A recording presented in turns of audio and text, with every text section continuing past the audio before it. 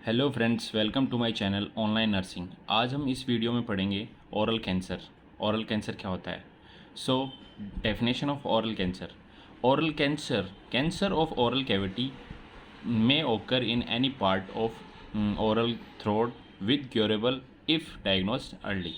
Means oral cancer क्या होता है? ओरल कैविटी के अंदर कहीं पे भी अपने कैंसर हो जाए, तो या ओरल हो, ओरली या थ्रोट में हो जाए, अगर वो कैंसर अर्ली स्टेज में अपन को डायग्नोस हो जाए तो उसको क्योर कर सकते हैं अपन। ठीक है। Oral cancer is of 10 most common cancer in world wide. World wide means world wide जो टॉप 10 कैंसर्स होते हैं ना, उनमें से ओरल कैंसर एक है।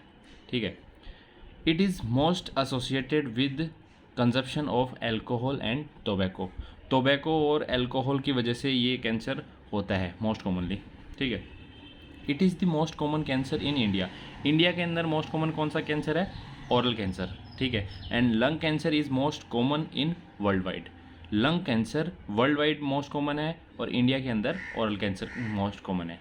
सो ये था इसकी डेफिनेशन और इसके कुछ पॉइंट्स। ठीक है। अब देखेंगे इसके टाइप्स, कितने टाइप के होते हैं और कौन से होते हैं। ठीक है। सो टाइप्स ऑफ ओरल कैंसर कौन से हैं? 2 टाइप्स के होते हैं। ठीक है। फर्स्ट है basal cell carcinoma and next है स्क्वेमस सेल कार्सिनोमा। ठीक है। तो पहले अपन देख लेते हैं बेसल सेल कार्सिनोमा क्या होता है। It primarily at lips. अब जो बेसल सेल कार्सिनोमा होता है, जो कैंसर होता है ओरल कैंसर, ये कहाँ पे होता है? लिप्स के अंदर, लिप्स में होता है। उसमें भी मोस्ट कॉमनली कौन सा? कॉमनली लोअर लिप्स में होता है ये बेसल सेल कार्सिनोमा। ठीक है। अब इसका इंसिडेंस देखते हैं। ठीक है। Second most common cancer of oral cavity. Oral cavity का सेकंड मोस्ट कॉमन कैंसर कौन सा है? Basal cell carcinoma. ठीक है। ईटियोलॉजी देखते हैं इसकी। ईटियोलॉजी किस कारण से होता है? Aetiology means cause. ठीक है। Excessive exposure to sunlight, sunlight के ज़्यादा एक्सपोजर के होने की वजह से।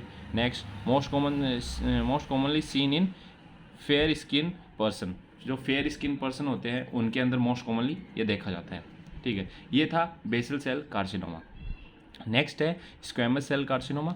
स्क्वेमस सेल कार्सिनोमा क्या होता है? Most common cancer of oral cancer. Oral cancer का मोस्ट कॉमन कैंसर कौन सा है? Squamous cell carcinoma. ठीक है। इसकी कॉमन साइट कौन सी होती है? लोअर लिप और टंग। टंग और लोअर लिप दोनों है इसकी मोस्ट कॉमन साइट। और जो टंग पे जो कैंसर होगा, स्क्वेमस सेल कार्सिनोमा जो टंग वाला होगा, वो हाईली डेंजरस होता है। ये हाईली डेंजरस कार्सिनोमा होता है अगर टंग पे हुआ तो। ठीक है। Squamous cell carcinoma. ठीक है। 95% tongue cancer are associated with squamous cell carcinoma. अब जो 95% जो टंग कैंसर होते हैं वो स्क्वेमस सेल कार्सिनोमा ही होते हैं। ठीक है। यहाँ तक आपको समझ आया? नेक्स्ट देखते हैं। अब है जो स्क्वेमस सेल कार्सिनोमा है उसकी ईटियोलॉजी। ईटियोलॉजी क्या है? Chronic irritation of the mucosa leaning of the mouth oral cavity.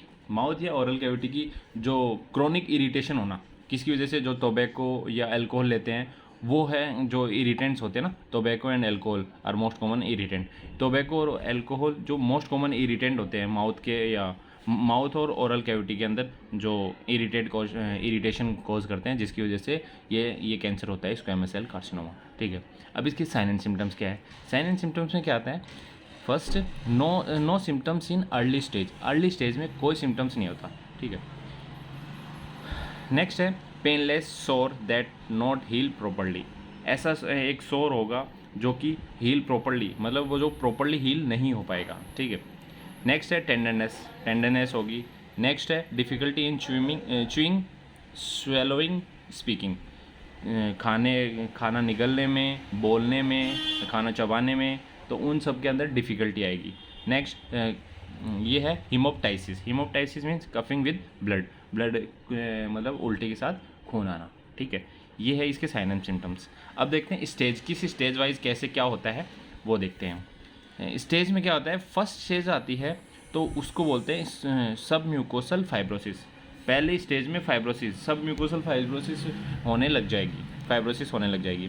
Next stage में होता है ल्यूकोप्लेकिया।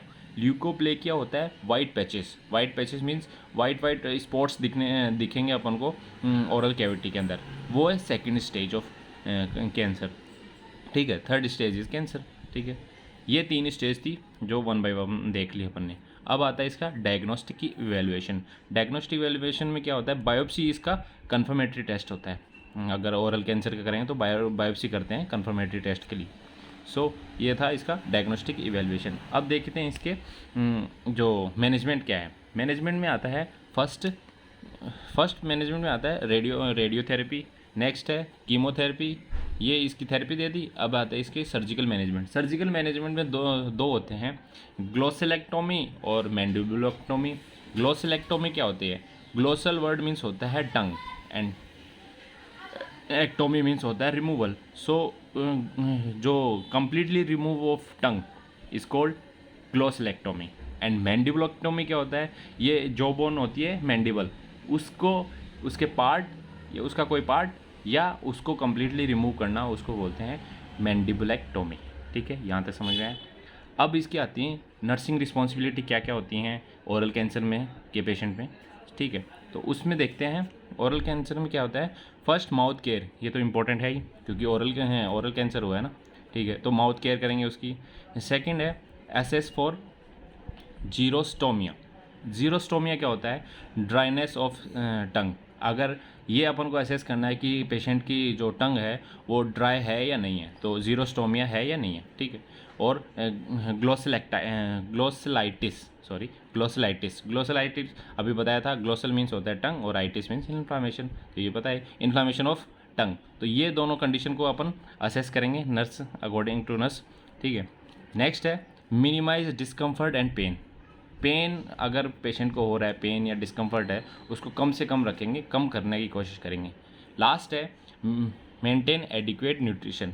उसको पेशेंट को एडिक्वेट न्यूट्रिशन देंगे अपन, जो भी ओरल कैंसर वाला पेशेंट है। ठीक है, यहाँ तक ये ओरल कैंसर था, छोटा सा टॉपिक था। आई होप आपको ये समझ में आ गया होगा। अगर नहीं समझ में आया आपको मेरे को कमेंट करके पूछ सकते हैं। ठीक है, सो आई होप आपको समझ में आ चुका होगा। ठीक है, तो अपन मिलते हैं नेक्स्ट वीडियो में। जब तक के लिए थैंक यू फॉर वॉचिंग।